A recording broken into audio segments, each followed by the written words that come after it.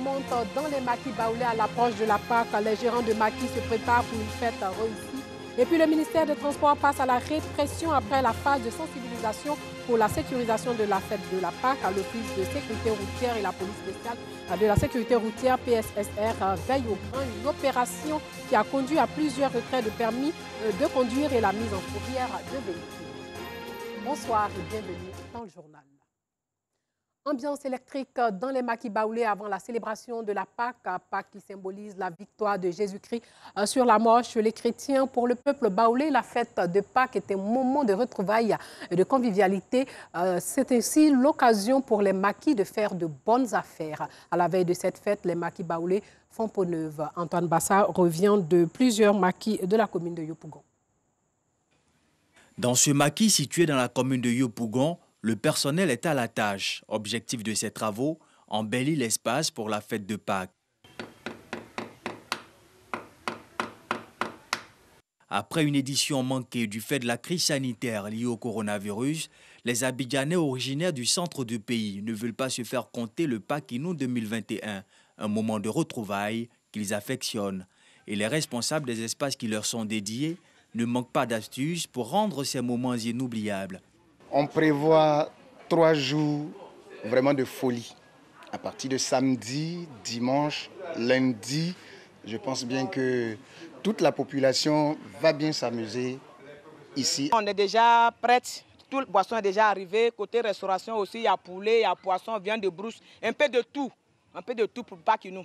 Paul Kwame veut être à la première loge. Ce soir, il est venu réserver sa place. Le jour de la Pâques, nous serons ici, plus d'une vingtaine de personnes. On a fait notre réunion ici. Dans cet autre maquis, toujours dans la commune de Yopougon, le premier responsable règle les derniers détails. Les consignes sont données pour faire de la fête un moment inoubliable pour les nombreux clients qui y viendront. Il y a 2 groupes, mais même si tu es là, que tu vois que le bas là, ça sort beaucoup pour les aider. C'est comme ça qu'on peut travailler maintenant. Ici, on n'oublie pas les mesures barrières contre le coronavirus. Pour ceux qui vont disposer les chaises là, c'est seulement les seaux qu'on met à l'entrée là. Il faudrait que vous vous rassurez, on va voir avec les gros bras, il faudrait qu'on se rassure que les gens quand même lavent les mains avant de rentrer au maquis. Un Pâques-Inou de revanche après le rendez-vous manqué de l'an dernier pour renouer avec les habitudes séculaires. La communauté baoulée, peuple issu du centre du pays, veut marquer d'une pierre blanche l'édition 2021. La semaine pascale est connue pour ses excès, surtout en matière d'indiscipline sur nos routes. Après la phase de sensibilisation, le ministère des Transports passe à la répression. Depuis donc quelques jours, l'Office de sécurité routière aux airs, mais surtout la police spéciale de la sécurité routière, PSSR, arpente les voies d'entrée à Abidjan, les grands carrefours et même les voies secondaires pour réprimer les cas de délinquance routière, notamment les surcharges volontaires et conduite en état d'ivresse, répression qui se traduit entre autres par le retrait de permis de conduire et la mise en fourrière du véhicule. Clément Boko a suivi la traque de conducteurs indélicats à travers la ville d'Abidjan, mais nous y reviendrons dans le journal. Avant cet élément, donc, nous passons au FONSTI. Le FONSTI qui lance un appel à projet pour un financement de 200 millions de francs CFA dans le cadre de la phase 2 de son programme intitulé « Renforcement des capacités pour le financement de projets de recherche en Côte d'Ivoire ». Le Fonds pour la science, la technologie et l'innovation FONSTI met à la disposition des enseignants-chercheurs, des chercheurs, ingénieurs et des inventeurs du secteur privé ivoirien un fonds d'un montant de 200 millions de francs CFA pour le financement de leurs projets de recherche. Les projets qui répondront aux critères de sélection seront financés à hauteur de 20 millions de francs CFA à chacun. Un appui financier initié par le FONSTI en collaboration avec le Centre canadien de recherche pour le développement. 200 millions de francs CFA, c'est le montant alloué cette année 2021 par le FONSTI, Fonds pour la science, la technologie et l'innovation, en vue de financer les projets de la recherche scientifique en Côte d'Ivoire. La santé durable, les liens entre l'industrie et les universités, l'utilisation de la biodiversité et des énergies renouvelables sont les 3 thématiques concernées par cet appel à projet. Donc, le choix de cette thématique répond pour nous à des besoins nationaux en matière de santé, de nutrition, de technologie, d'industrialisation, d'assainissement et du maintien du cadre de vie de nos populations.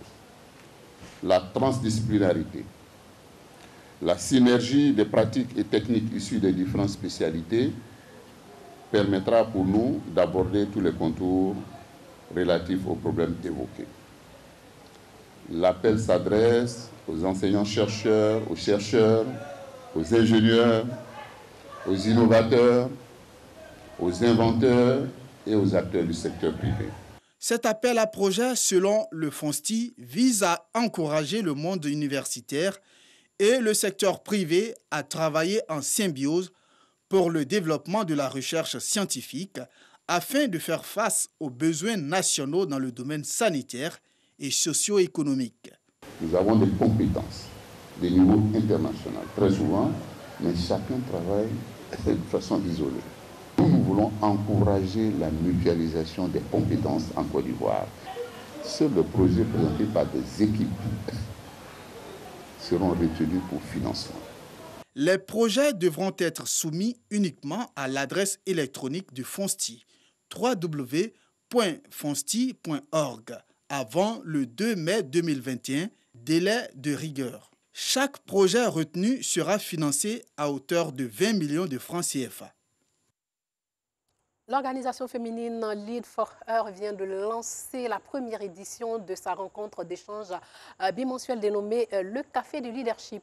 Ce rendez-vous d'échange et de partage d'expériences entre femmes vise à renforcer les aptitudes des femmes en vue de faire d'elles des leaders dans leur domaine. Nous Sangari Clément Boko. Ce sont des femmes qui exercent dans divers secteurs d'activité. Elles se sont donné rendez-vous pour un moment d'échange et de partage d'expériences en vue de renforcer leurs aptitudes de leader pour devenir des modèles dans leur domaine. Une lucarne offerte à Aminata Keïta, l'une des conférencières de cette rencontre d'échange féminine, pour prodiguer des conseils aux femmes qui veulent réussir leur activité.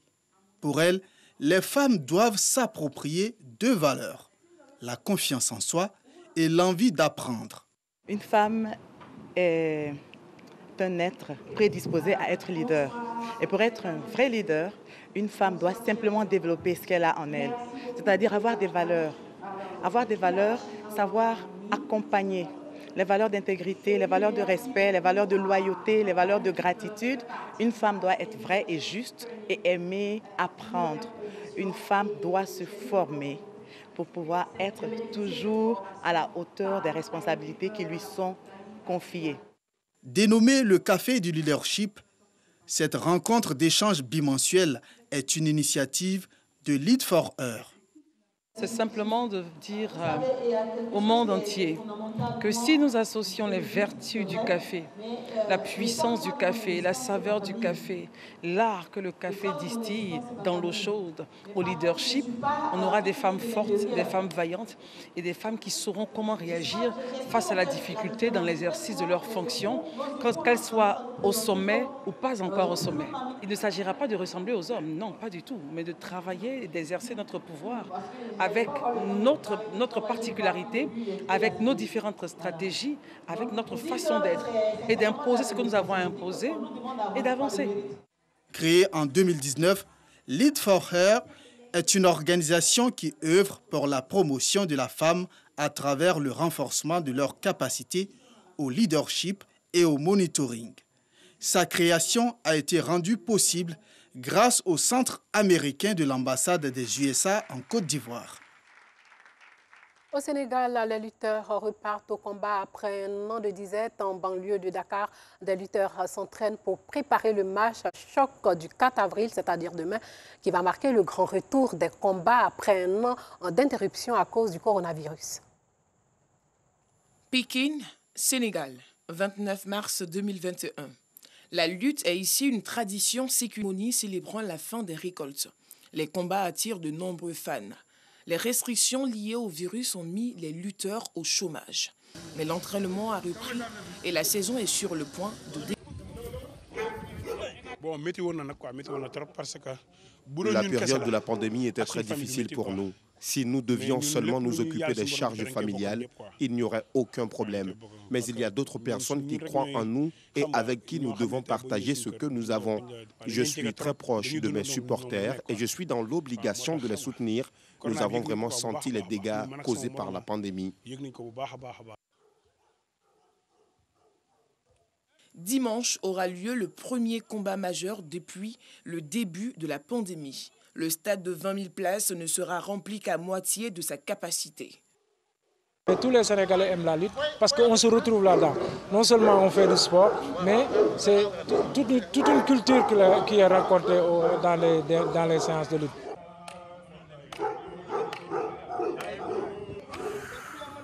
Et puis l'armée de l'air nigériane a démenti aujourd'hui qu'un de ses avions de combat porté disparu depuis plusieurs jours a été abattu par Boko Haram, comme l'a affirmé la veille le groupe islamiste.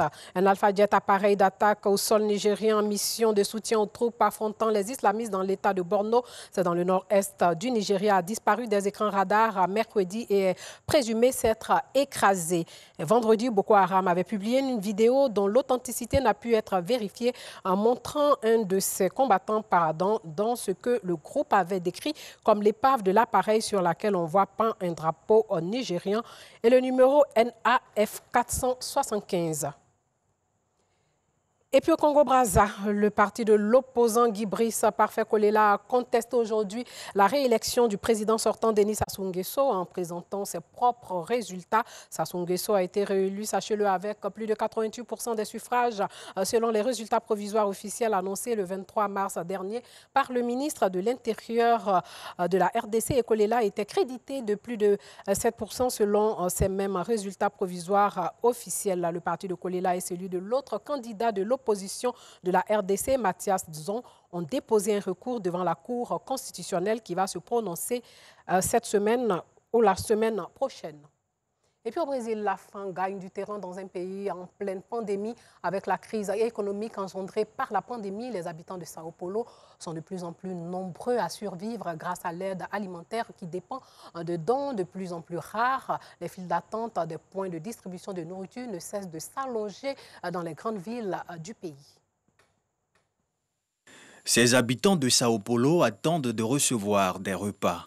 Avec la pandémie, le nombre de pauvres a explosé. Maintenant, c'est plus difficile à cause de la pandémie. Il est plus difficile de manger, prendre une douche et faire plusieurs choses. Il y a des familles dans les rues maintenant. C'est un scénario très différent d'avant la pandémie, quand la population des rues était principalement masculine, avec 80% d'hommes. Et maintenant, il y a des familles. Un tiers des Brésiliens souffriraient d'insécurité alimentaire. Mais les dons manquent cruellement. Beaucoup de gens viennent ici et repartent déçus parce qu'ils n'ont pas eu de nourriture.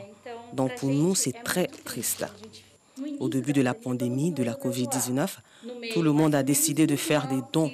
Puis au milieu de la pandémie, plus ou moins, et à la fin, qui n'est vraiment pas la fin de cette pandémie. Mais pour nous qui aidons, cela finit par être la post-pandémie. Les dons ont cessé d'arriver. Le Brésil a connu en mars son mois le plus meurtrier en un an de pandémie, avec plus de 66 000 morts.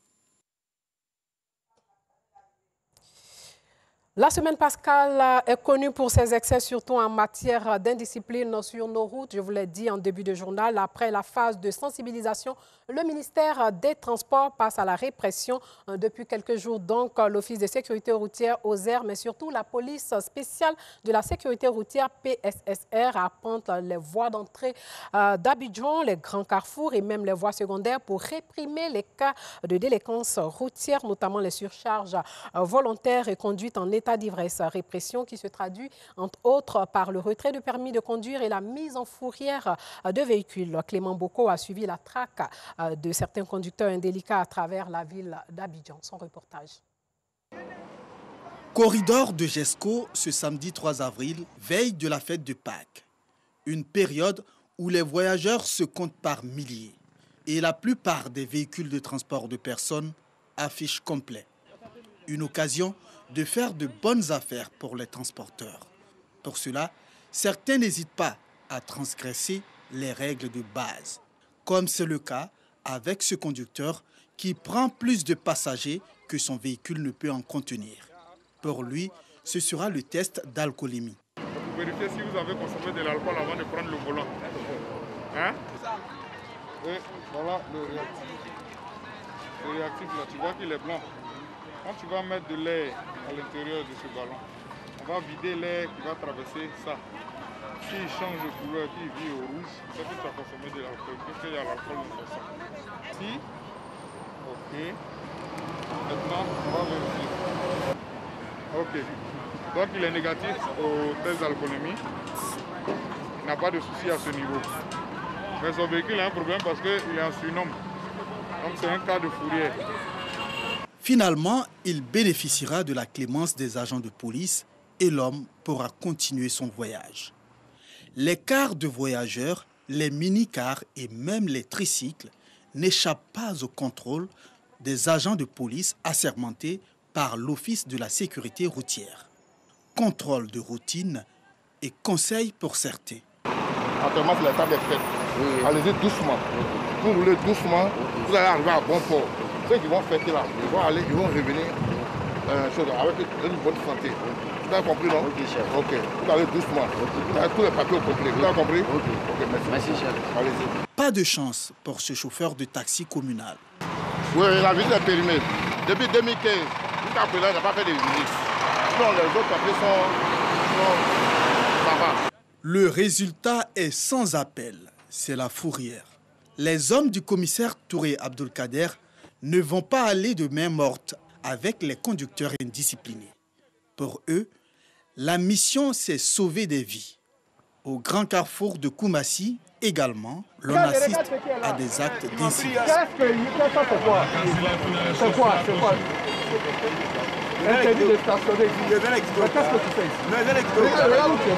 Depuis plus d'une semaine, nous avons reçu instruction du ministre des Transports d'accentuer notre présence sur le terrain, de travailler dans l'orientation de la sécurité routière, de mener toutes les actions susceptibles de nous emmener à freiner les accidents de la route. Ce que nous appelons délinquance routière, c'est le non-respect du code de la route, c'est tout acte tendant à créer les risques d'accident.